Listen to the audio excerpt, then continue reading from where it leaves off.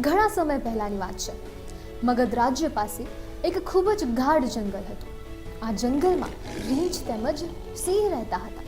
આ સિંહ અને રીંછ વચ્ચે ખૂબ જ ગાઢ મિત્રતા હતી.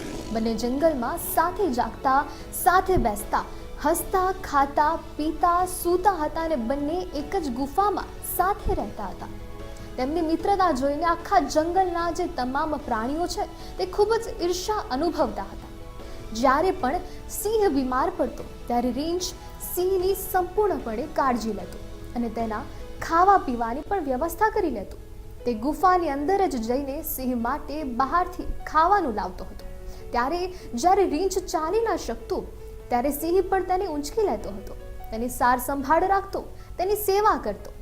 ત્યારે સિંહ અને રીંછ વચ્ચે ખૂબ જ પ્રેમ હતો. ત્યારે એક સમયે જંગલમાં ખૂબ જ ભયંકર દુકાળ પડ્યો. વૃક્ષો, છોડ, તળાવ બધું જ સુકાઈ ગયું.